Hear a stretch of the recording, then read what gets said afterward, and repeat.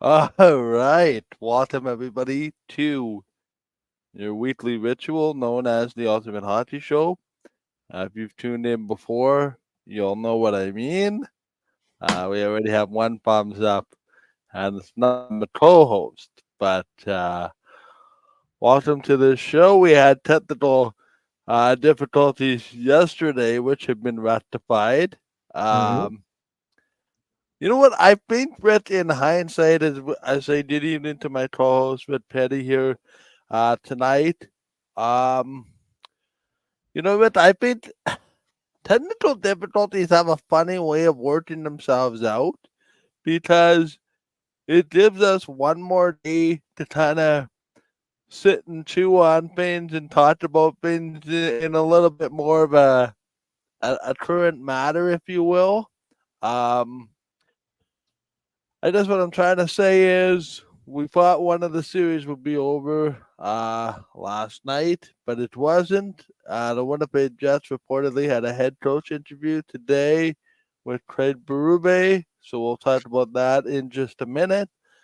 We have a goaltending controversy in Edmonton where they've decided it's time to go to the backup, which makes my pick look very bad because I said the Oilers would win the series in five. Clearly, that is not happening. Um, a lot going on. But how are you, and where would you like to start? Um, well, I don't know. We could start wherever you want. You could start with do you want to talk about the series or do you want to talk about some of the non-series stuff and then get into the series stuff later? That's up to you. I don't know. You know what? There's lots to talk about. I think it's fair to start with the playoffs because that's more current. We'll talk Okay. about the Jets coaching at nauseum probably in the next couple of weeks. Okay. Because we'll probably have a coach name by the time we did off the air for the summer. Um, Pretty interesting nonetheless. By the way, we are streaming live on my Instagram account today. Just testing these new methods of social media and the way they work, and it seems to be working quite fine today. Hi, for those of you tuning in to watch us there. Um, yeah, let's talk about the series. Obviously, we'll talk about the Canadian one first. Vancouver coming back to win game number one in a thrilling, wild, crazy, whatever you want to call it. The Oilers looked in total control until everybody, well, some people might have shut the game off, not naming names, which might have been myself and a few others. You missed quite a finish. The Canucks scored uh, one goal late in the second period, and what would be three more, including the game-winning goal to win game one. The Oilers winning game number two in overtime, Mhm. saving their season perhaps based on what would happen in game number three and some of the wild, goofy, whatever you want to call it, goals that happened in game number three has subsequently led to a goaltending change for the Oilers, and it's just the way it goes, Red. Vancouver up 2-1, despite being heavily outshot. I don't think they've been heavily outplayed. The fact of the matter is, the concerns of the Oilers sort of rearing their ugly head once again.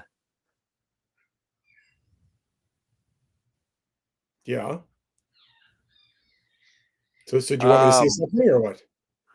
no, I'm just remarking about how you know the Oilers seem to have the same problem every year come a playoff.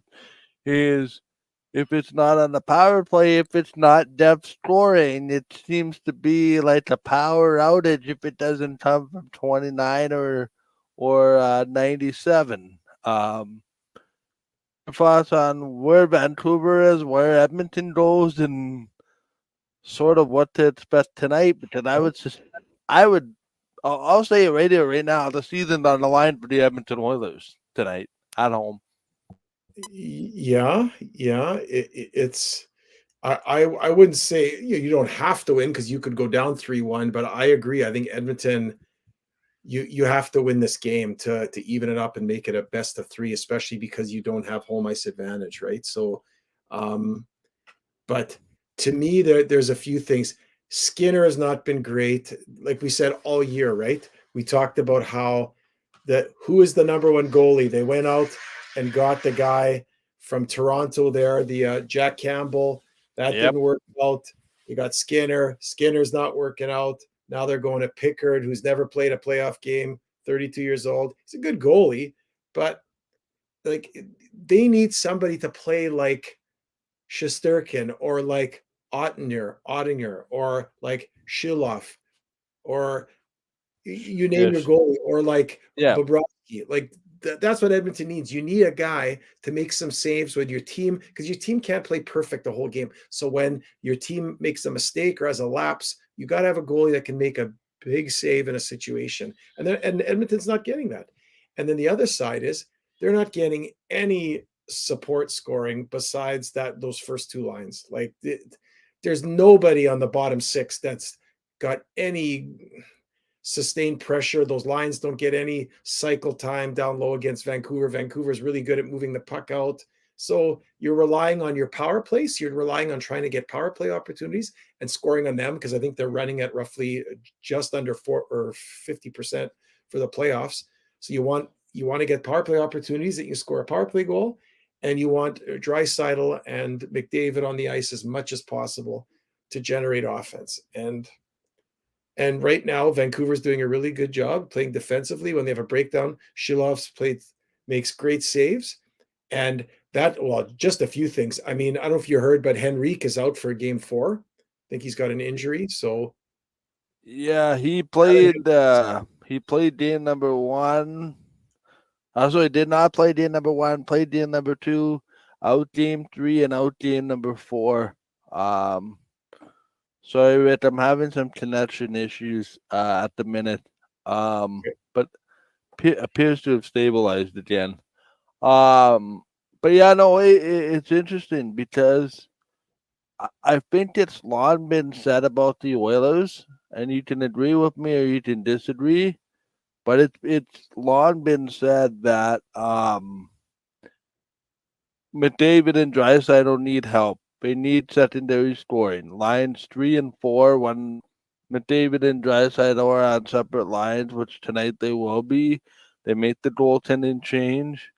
But yeah, it's just for whatever reason they can't get that depth scoring when it matters the most in the playoffs. Now, you might be able to win one round against the LA Kings like what we saw, but now when you have a 3-line team and some defensemen that like to quite honest run you through the boards and make you regret going back to get pucks, it becomes a problem if a team like Vancouver, I'm just using this as an example, can throw the Elias Lindholm line out there or the JT Miller line out there and contain your top scorers.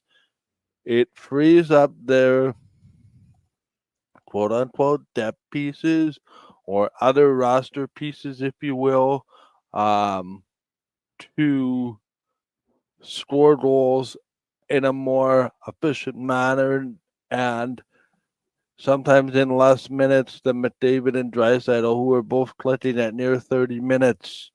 yeah, To, to, to crazy. me, to me, it's not a sustainable method for the Edmonton Oilers, and we should have seen this coming. I should have seen this coming, but we have not given enough credit all year long. I think you would agree with me to the Vancouver Canucks, who just find a way. They lose a Well, goalie. Uh, Va- they yes, partly it's Vancouver, but it's also Edmonton. And another thing, which is surprising because they're both veteran guys, especially Darnell Nurse. But the Oilers, they have a huge liability when CC and Nurse are on the ice. They are as a combined pairing, they're -4 in the first 3 games of the series. When they're not on the ice, Edmonton is +3 against Vancouver. So they outscore the Canucks when Nurse and Ceci are on the bench. When Nurse and Ceci come on, they're outscored by Vancouver. So it's Nurse and Ceci that play together. When they have Bouchard and Ekholm out there for large stretches of time, no problem. But you think Nurse is a good defensive, but playing with Ceci, I mean, there's a reason why Ottawa gave up on him. And then I think wasn't he in Arizona for a while? I think, but Who? anyway, Ceci. Cece was in Ottawa. Ottawa, yeah, but after his Ottawa, I thought he was in.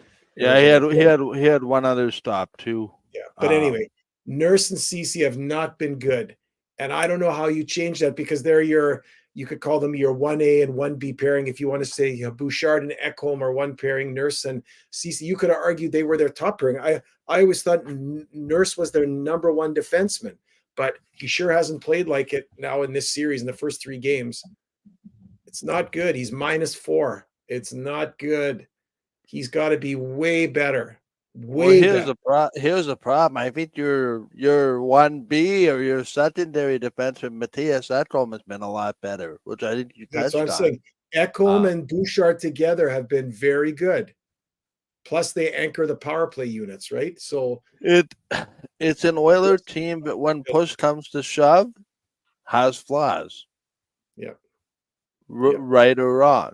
And but it shocks me because like you and I talked about, we both picked Edmonton to win in 5 and 6 respectively, you in 5 and me in 6, because I just didn't think Vancouver could match up their defensive play with Edmonton's offensive prowess. But Vancouver's been able to match up. They've been given a lot of headaches to Edmonton, especially 5-on-5. The only time that Edmonton really flourishes is when they have the power play. So if Vancouver plays or late in the hockey game down by 2 and it's all a fire drill. You're interrupting me. Yeah. So I think our audio's skipping because I'm getting like every second word you're saying. Okay. I don't know. But anyway, long story short, unless the Oilers are on the power play, they don't get offensive chances, or not a lot of them, against Vancouver. Vancouver plays really well defensively. Getting Zadorov was a huge part of that team. He brings a lot of physical presence. He plays on the second pairing. Very good. Yeah. So I think Edmonton's in trouble. I don't know what happens now with Pickard's. Like, is he going to be the savior that comes out of off the bench now to throw a shutout against Vancouver? Well, he almost has to. They're not scoring. I don't think you're going to stop Vancouver from scoring a couple of goals. Edmonton's going to have to outscore their problems. So it's up to Draisaitl, Nugent Hopkins, and McDavid to do something. So let's go. We saw how that works in Winnipeg when you try to outscore your problems. It ends up in an L most times. True. Yeah, so that's interesting. Where to you does this Arthur Sheilov story kind of fit? Because nobody knew who he was. He had an up and down year in Abbotsford. If you looked at the statistics are to be believed, which I think is an indicator of past performance, but not future results, if that made sense. What have you thought of Sheilov's? Because I mean, I thought a game or two he fills in for DeSmith, and then they put DeSmith back in. But geez, the way this guy's playing, you can't take him out of the net. Yeah, he's played amazing, and you know what? He had an up and down season. Yeah, that can happen sometimes in the minors. You get discouraged or whatever. But in the World Championships, he is from. Is he from Switzerland or Austria? No, Latvia. Latvia was right there, I think, for a third place finish there, and he kept his team in the game. And he is a good goalie. Like, wow, I have a feeling he's going to work his way into being the backup to Thatcher Hrdemko next year with his play this year. I don't see other.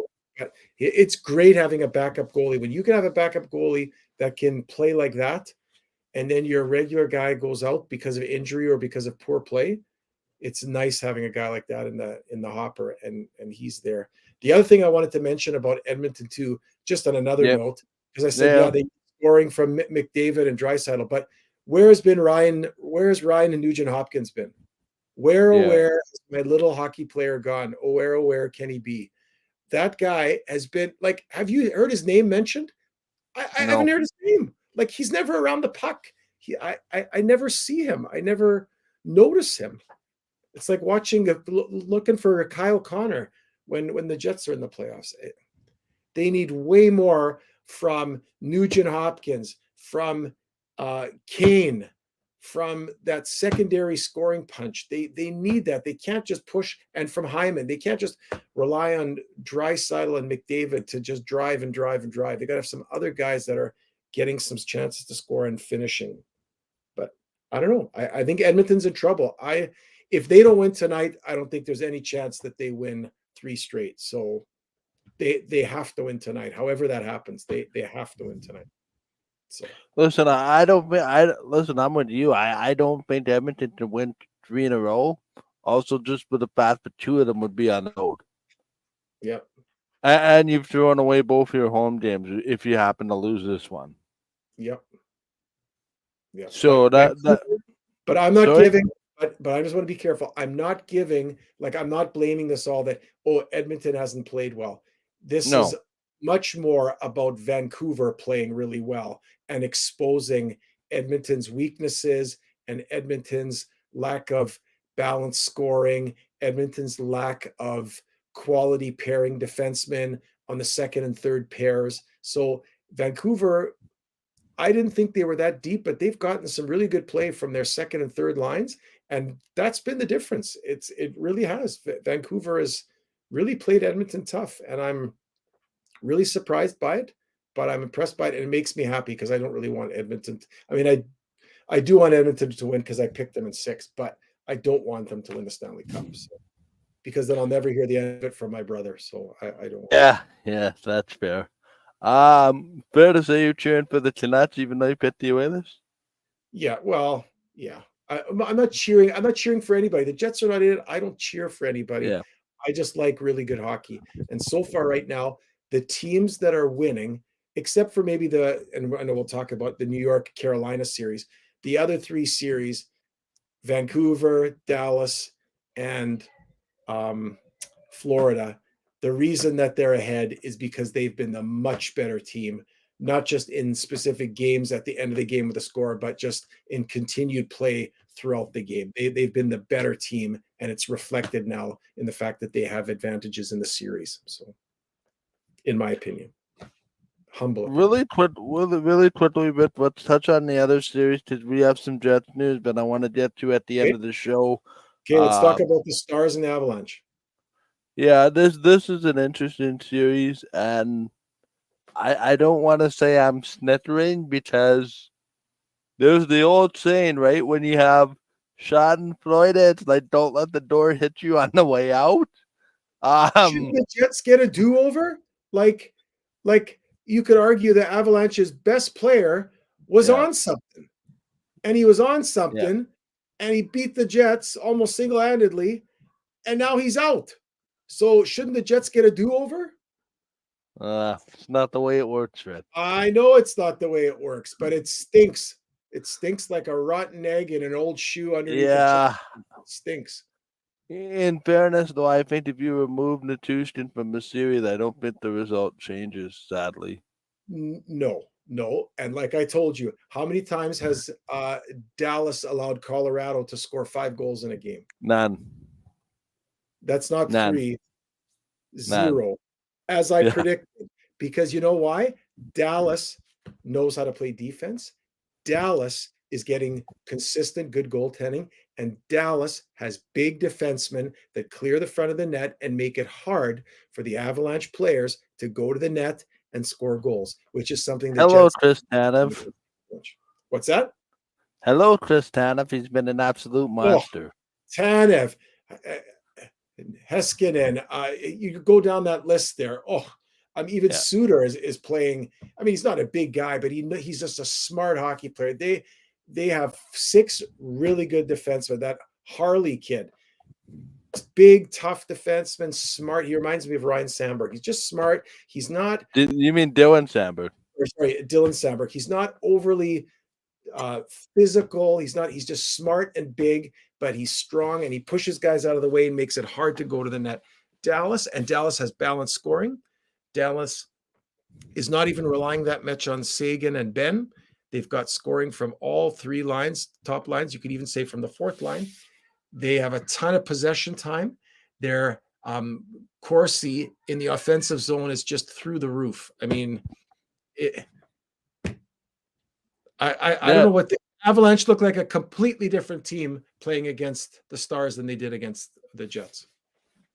Yeah, it's really remarkable. And yeah, I mean, goaltending is okay for Colorado, but certainly not on the level that it was from game 2 onward, game 2, 3, 4, 5 of the series. And McKinnon with Rantanen and whoever else is on that top line now, as Natushkin was there, but he's no longer a part of the series, has been kept to a minimum. Their power play is not been nearly as effective, and full march to Dallas. And I think this one's over on Wednesday night in game number 5. I saw a hockey team that looked emotionally defeated yesterday, probably given the news of a teammate. And now Dallas has a chance to win this series twice at home and once on the road. And I mean, to think about where Dallas even came from, right? Because we were right in the oh no, about to write the obituary on the Dallas season after dropping their first 2 games Vegas at home. And we thought, oh boy, they might come back home from Vegas, down 3-1, but they got that kind of under control. Playing the right way. And to me, I'm not going to sit here and anoint this right now because I'm sure whatever Canadian team comes out of the other side might have something to say about this. But Dallas, to me, it just looks like it's their time and their place to go to the Stanley Cup final unless the unexpected happens. Yep. I would agree. And to your point, I think Dallas has one of the things I think they've really done well. It's hard to tell that because you can't, it's just the flow of the game. You don't know if you don't. I should say I'm not trying to talk arrogantly, but if you understand the game and how it's played, how things are, look at how impactful Cale Makar was against the Jets. He was skating all over the place. He had room. The Jets were letting him just fly through the neutral zone. He was constantly fourth forward, constantly pushing up, constantly in the zone. He was everywhere, right? He was always around the puck, always around the net, whatever. Cale Makar has been very quiet in the first 4 games of the series because he hasn't had much room. They've purposefully, if you notice that whenever he gets the puck, somebody is right away on him. And even when they're not, then when he passes the puck, they stay with him and they and they do a really good job of clogging up the middle of the ice between the blue lines. They make it really hard. You've got to go to the red line and dump it in and go get it against Dallas. You got to forecheck with speed and go get it. But Makar's used to skating through the neutral zone and bring it in because that's what he did against Winnipeg. Well, he's not doing that against Dallas. As soon as he gets to center ice or even before, somebody's banging him into the boards or pushing him into a corner and another guy's railroading him into the side of the boards. And he's not getting anywhere. And he's not pushing the puck forward. He's not dragging the puck around because Dallas is keying on him because he's the key or a huge part of the offense of the Colorado Avalanche. And Dallas has just done a really good job of playing, a really great team defensive game. And they've it starts with the goaltending. He's been better than Georgiev, and and usually the team with the better goaltending is up in the series. Yeah. So this time next week, we assume that this series should be actually all the series will be done. By the time we come back at Vancouver, Edmonton, Game 7 will be on Monday night if we happen to reach that far. Conference finals would start probably on Tuesday. Yeah. That is the early indication at this present moment. Let's go out east quickly in a series that I thought was over after the fourth game, and it's now going back to Raleigh for a game 6. Not tomorrow night, but on Thursday night. With how have the Carolina Hurricanes picked themselves up off the mat, or is it as simple as they're finally getting some bounces after losing 2 of the first 3 in overtime? Yeah, I think it's all the above. Carolina's a good team. They've got scoring there. I mean, New York, this is a good series. You and I picked it to be 7 games. So is it a surprise that it's 3-2 going back Nope. to Carolina? If Carolina wins, we got a game 7, which is what you and I predicted would be. So it was actually surprising that they got out 3-0. That's what Right. was probably the most surprising part of it. But they've gotten better goaltending now. Anderson's played way better than he did at the beginning of the series. They've gotten more scoring, but what I like is yesterday after, I mean, that was a heartbreaker to get on the power play and be down 0-0, and how much they've struggled when they haven't scored first in the playoffs and how much success they've had when they have scored first. So to let Rangers score first on a shorthanded goal to Jacob Trouba on a play that wasn't very good, then the defenseman fell down. It was just like a comedy of errors there. You go down 1-0 on the road late in the second period, and you come back and score 4 goals in a row to win the game. Like, wow. Two into an empty net, but the concept remains the same. You scored 4 goals. Yeah. In probably the most building to play in this year's playoffs. Yeah. So it's just a real testament to, I think, that team, their fortitude, just how much they believe in each other. I think a lot of that is Rod Brindamore. That's just his kind of style of as he was as a hockey player. I remember as a hockey player, he could score, but he was a tough like winger and just with grit, and he would play with injuries, and he never gave up on the ice. Every shift he played was like his last. That's how Rod Brindamore plays, and that's how he coaches. He's very chill, but he's not giving up. He's not throwing in the towel with his team. Hey, let's just go. Nope.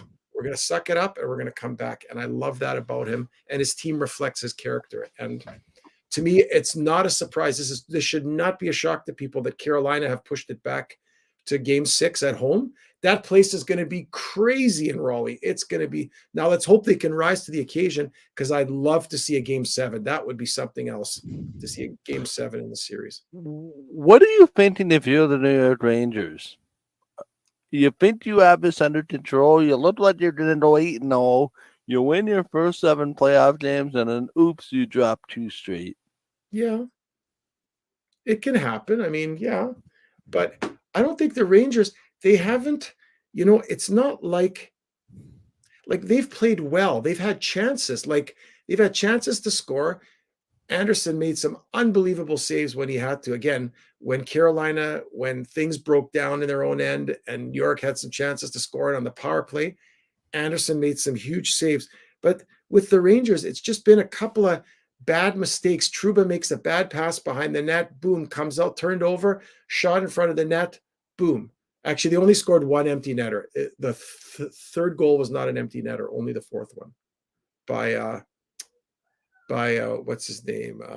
The defense or whatever. And I forget. I have all those guys on the top of my head, but I just can't remember. But anyway, all that to say, they were just dumb plays. It wasn't like they were outworked. The Rangers weren't outworked. They weren't outchanced. They had as many chances as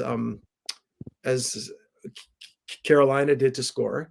Shesterkin was just average. Anderson played out of his mind, and the Rangers made a couple of really bad turnover plays. Boom. And sometimes you make turnovers like that and the team misses, right? That you don't score.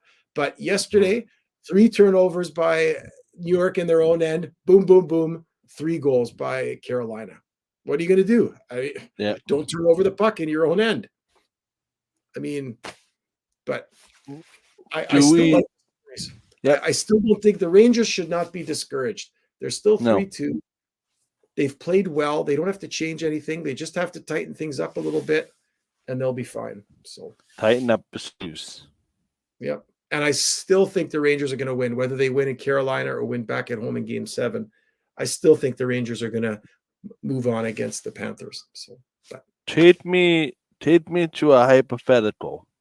yeah. If Carolina does the unthinkable, are there consequences for the Rangers? Well, they've really gone all in this year, eh? Like just with their acquisitions and this. I don't know they're going to be able to keep it. I don't know who's coming up as a UFA or whatever, how close they are to the salary cap. I think they'd be close to it. But Yeah, they are close, and they have a lot of draft capital on. yeah. So all that to say, I think if the Rangers get knocked out by Carolina, or I think they will get knocked out by Florida if they happen to get through, I think they're still in a good position, but they may have to fine tune things a little bit, right? Like they'll probably say goodbye to Wheeler, maybe say goodbye to some other players because they won't be able to keep them. They'll be free agents. They won't be able to keep them on the side. So you'll fine tune the edges. You're not going to get rid of your core of guys. You're not going to get rid of Fox or Trouba or Miller or Panarin or Zabinajad or Kreider. You're not going to get rid of those Or guys. Fox.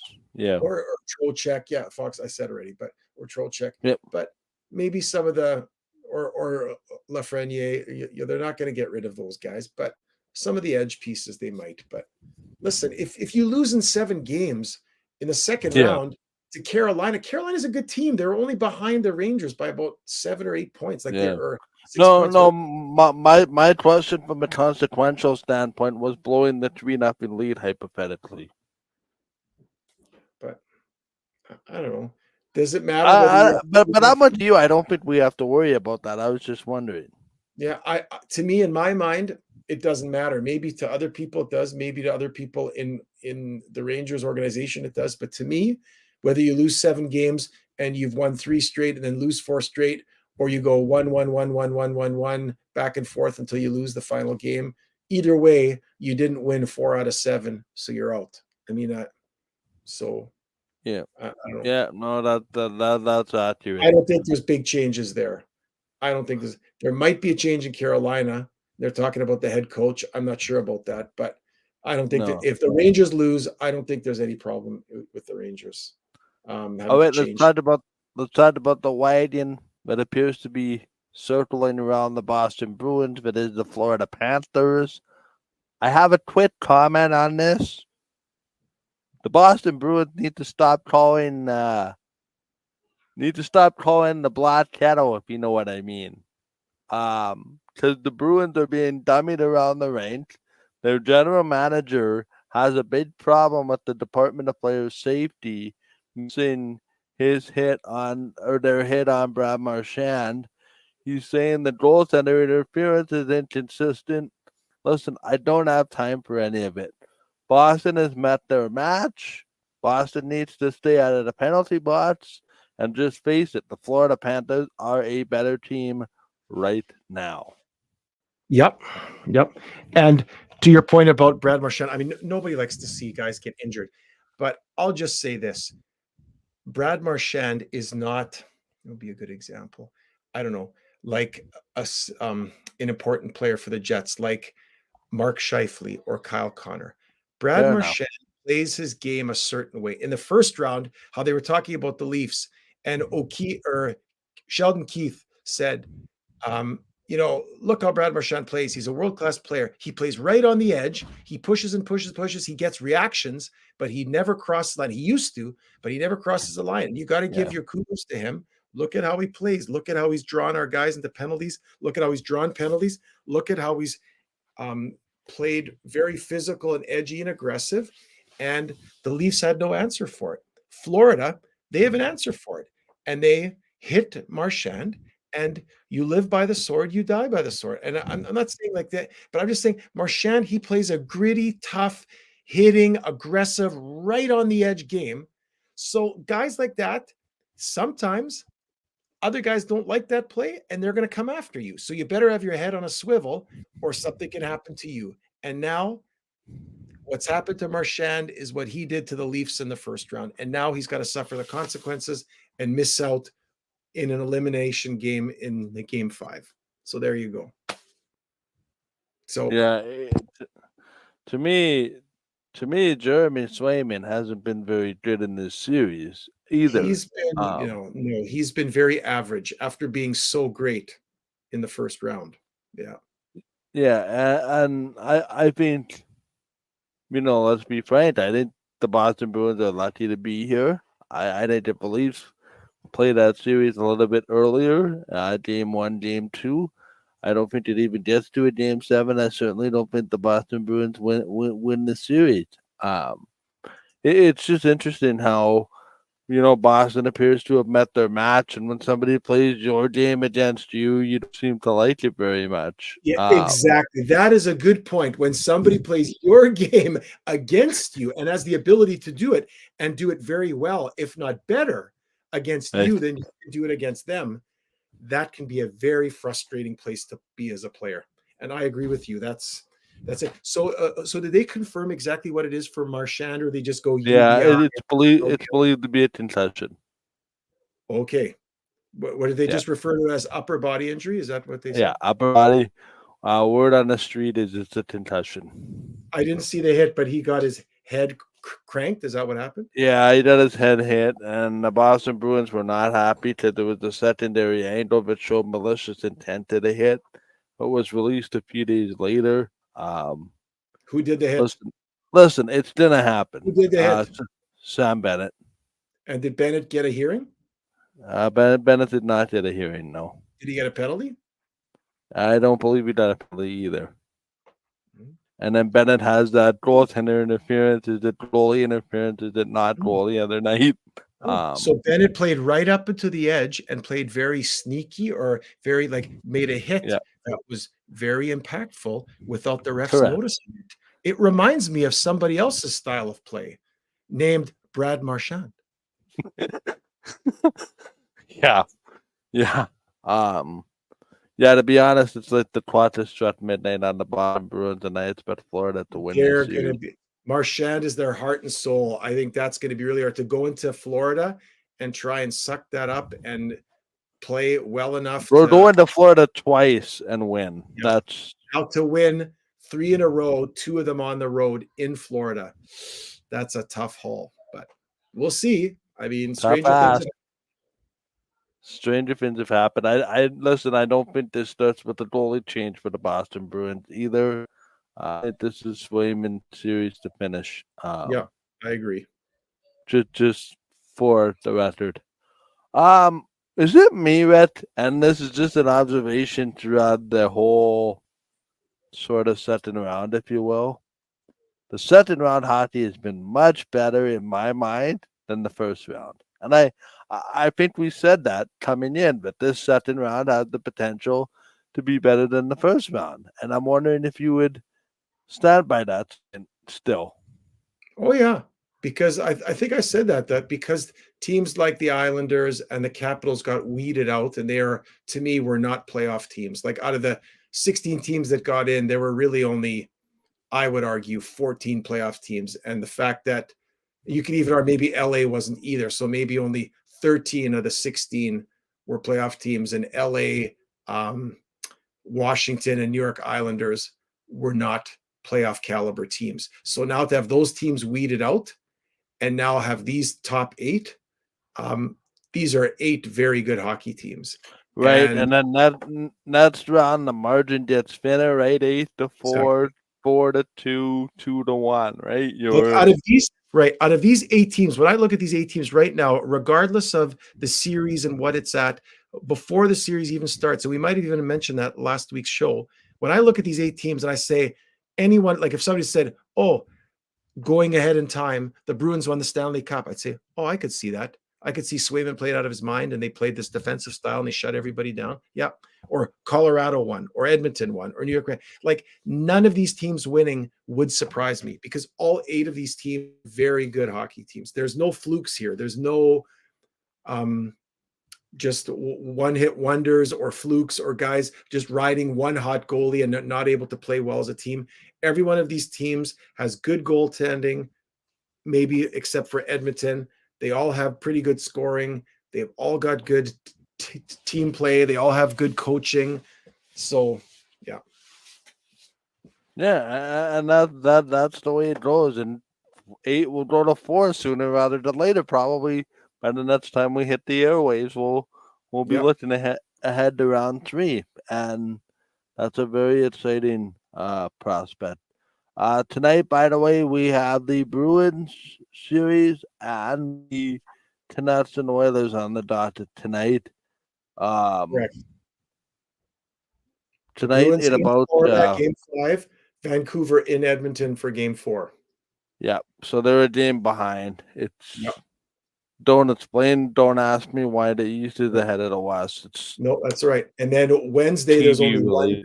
Right. And Wednesday there's only one game. It's just Colorado Dallas because the New York Carolina series skips an extra day. Yep. TV. Yep. So what else are we going to talk about in the NHL? Yeah. Let's talk about the Winnipeg Jets. News came out today. They had a Zoom call with former St. Louis Blues head coach Craig Berube. The Jets, as you know, looking for a head coach. Scott Arniel, supposedly, I guess maybe rightly or wrongly, was a lot of people's assumption to be the Nets head coach in waiting, but the Jets seemingly doing their due diligence. I had it as a report yesterday, which hasn't really been pushed back on all that much. But the Winnipeg Jets did check in with Sheldon Keefe, the former coach of the Toronto Maple Leafs. And then today we did the Frank Seravalli report from Daily Faceoff, but they reached out to Craig Berube, who has had discussions with the Ottawa Senators, who have subsequently hired Travis Green. He's had discussions with the Toronto Maple Leafs, in addition to the New Jersey Devils. Your thoughts on this development? Yeah, it's the NHL coaching carousel. So Keith, Berube, and McClellan will all be interviewed for the jobs in New Jersey, and then I guess Berube and McClellan for Toronto. I think Scott Arniel still has as good a chance as anybody of being the head coach here. I think they like Scott Arniel, but I agree with you. I think you do whatever you want to call that.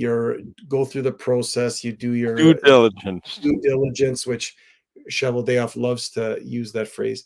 But you have to have those conversations and you have to talk with people. And but you know how we were talking last week just about what do the Jets do? What do the Leafs do? What do the Devils do? All like the coaching carousel just from one team to, or do you give somebody new like Knaublach in Edmonton? Do you give somebody new from the junior ranks or from the AHL ranks to give them a chance to coach in the NHL? And I think, look at Scott Arniel. He's never been an NHL head coach. He's been in acting. He's been an interim in Columbus, but that's about it. And he was an interim also here in Winnipeg when Rick Bowness was away twice this year. But he's never had that chance to be a head coach. So I think Scott Arniel, the one thing about him, he's a little bit younger. He relates to players very well. He's a good communicator, and he relates to players really well. That's what I heard from a lot of guys. He's a little bit more like, whereas Rick Bowness is a little bit more emotional, good and bad. Like he can get really down, but he can get really up and excited and fiery. I think Scott Arniel is just more, he might be fiery in the dressing room, but in front of the newspapers, in front of the microphones, in front of the cameras, on the bench, he's a little bit more even keeled. I've heard he's a really good communicator too. And it might be really good for the Jets to look at making Scott Arniel head coach. But to bring in Craig Berube or Todd McClelland, I mean, I don't. This is just the coaching carousel. Like, really? Like, I don't know. I don't. Do you- I don't know. To me, honestly, and I'm going to put this back at you. I don't know that the head coach is the issue with the Jets. You had Paul Maurice, you had Rick Bowness. You could argue two of the smartest hockey people with the most coaching experience. You could argue the two most experienced coaches in the NHL that are currently coaching are Paul Maurice and Rick Bowness, up until when Rick Bowness retired. And they were both coaching the Jets in the last 5 years or 7 years. So I'm just saying the Jets have had that and they haven't won anything. And in my personal, Yeah, and Maurice looks like he's gonna have a second run at the Stanley Cup final here in about 2 weeks. to me, it's in my mind, it's not about the coach. In my mind, it's about the makeup in that room. And if you see these 8 teams here that are playing in the Stanley Cup, and again, with the exception of maybe Edmonton, because they outscore a lot of their problems and the Jets can't do that, all the rest of those teams have big, mobile, puck moving defensemen who could clear the front of the net, and they've got forwards that are gritty. They don't have too many Ehlers or Connors, even shy. Like they don't have too many passengers. There's just guys there that dig and work, even if they're superstars. You see Trocheck and Zibanejad and Panarin, they go to the corners, they dig pucks out. Like you see that. You see Jake Gensel goes into the corner. Like you just see that. You see the grit. You see the determination. JT Miller. I mean, you just go on at Brock Besser. You just go on and on with these players. The Jets don't have that. And I don't know, bringing in this coach, that coach, who's going to draw that out of the player? The player either has that internally or he doesn't. And I just don't think there's enough guys on the Jets that have that right now. This, as Ray Ferraro said, this team as constructed currently cannot win. And that's my stamp. And I'm going to stick to that because. Okay, so do we go to this discussion again?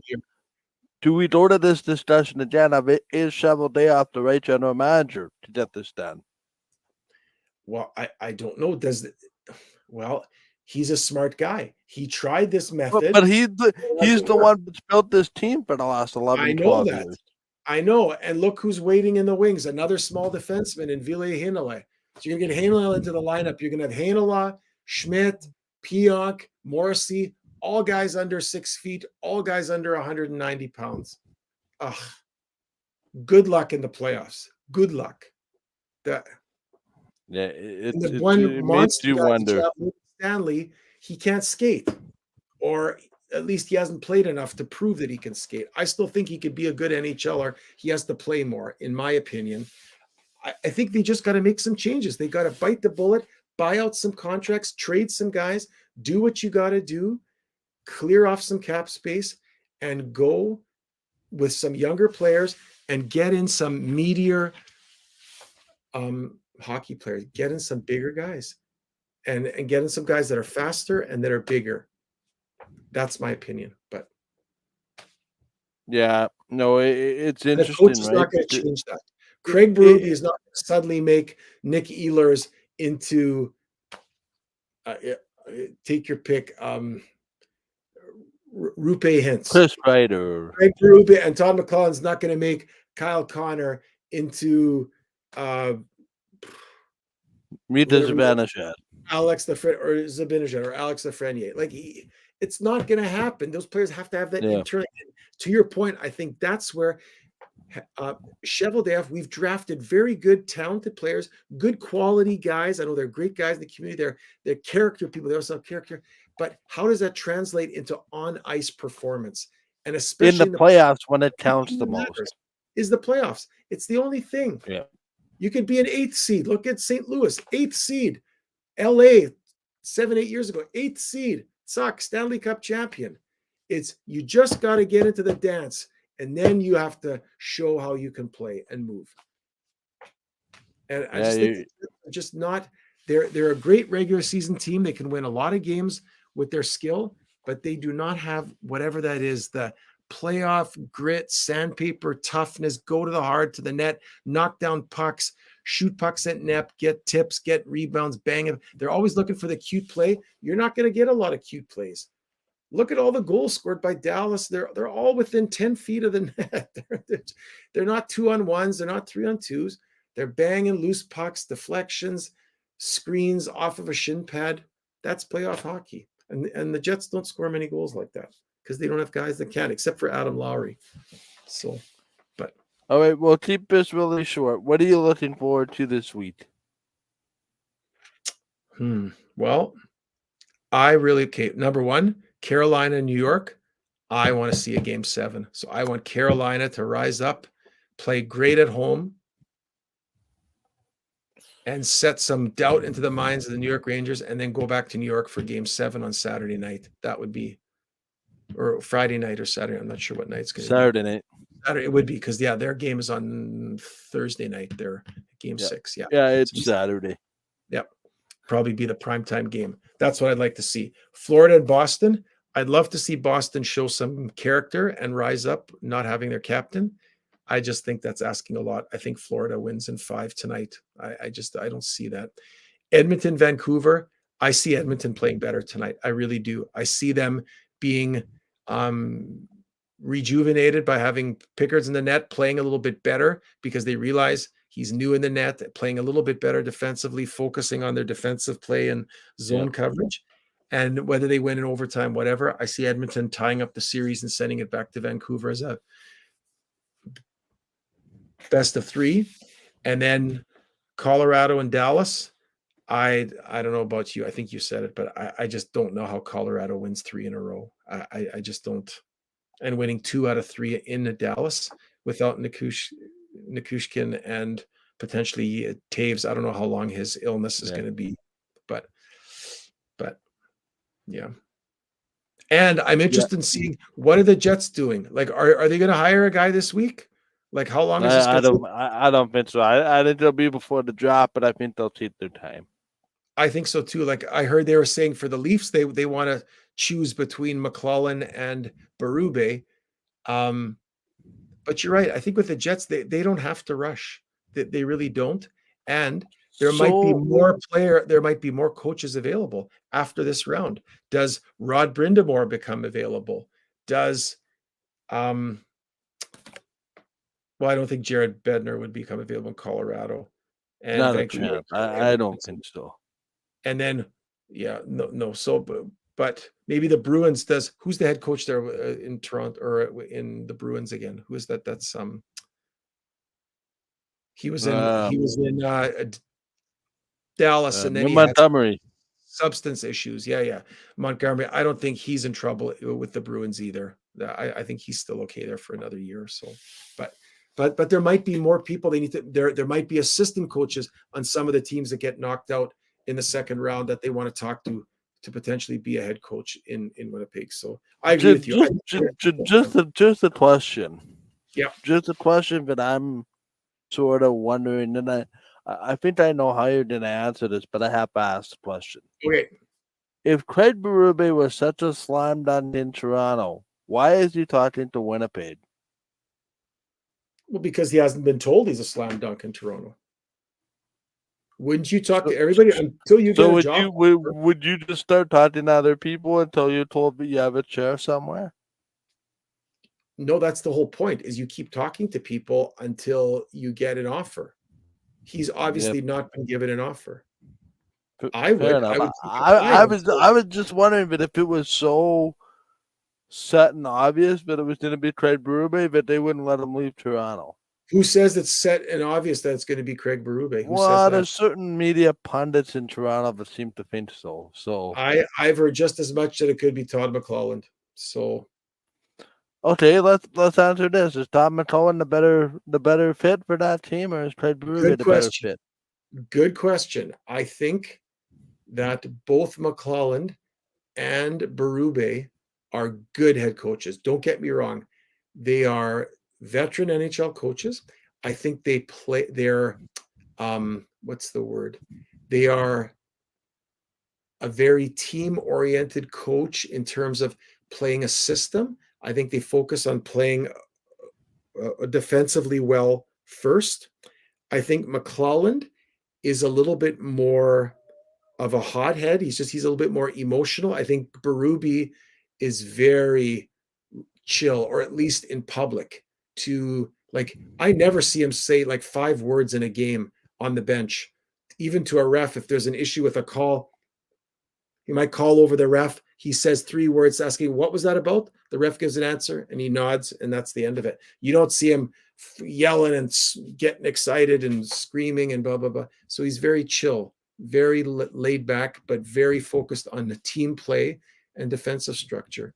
See, and we always forget this. You think, oh, it's boy, McClelland and Berube, yeah, they'll be just, they're hoping for the Leaf job, because why would you go look at something? Remember this, Michael. The coaches can also be in the driver's seat from the standpoint of, if you're a coach, like I'm just saying hypothetically, you're Craig Berube, and you look at the opportunities right now. There's an opportunity in Toronto. There's one in New Jersey. The one in Ottawa's gone. There's one in New Jersey. There's one in Toronto. There's one in Winnipeg. I'm Craig Berube. Maybe I want to decide where I want to be. And I look at the teams and I say, I don't like the makeup of the Winnipeg team, because the way that I want to play, like it was with the Blues, I want big defensemen like he had in St. Louis with Pietrangelo and it's a good point. And who's the big guy there now? That really big 55. Bertuzzo. No. The other one. Parayko. Thank you. Like, they had big guys when they went to the Stanley Cup final, all big defensemen. So he looks at the team makeup and he says, I don't like the Jets makeup. I don't know that I want to coach this. He looks at New Jersey. They got big, tough moving defensemen, lots of young players. They're just a team on the rise. Maybe I evaluate the places and I say, I don't care about who offers me. I'm going to go hard for this job, and I will maybe say no to the Winnipeg job, because why do you want to go somewhere where you just don't think you can have success with your style of coaching matched up? And then you set yourself up as a coach to fail. Correct. Exactly. So that's my point. Something to think about. But anyway, we'll see how this changes. We're scheduled to be back next Tuesday with the Winnipeg Blue Bombers in action next Monday. I give everybody a chance to watch the football game, get home from a late, and if you're fortunate enough to go to the late or just enjoying a weekend with your family, enjoy the Victoria Day long weekend. We're back next Tuesday. Thanks to everybody for tuning in on Instagram today. A lot of good viewership over there, including some family members of ours who found the show for the first time. So welcome. I won't call you out because that wouldn't be good. But thank you for tuning us in. We'll see everybody next Tuesday. For Red Petty, I'm Michael Gill saying so long, everybody. Have a great week. Go hockey. Bye for now.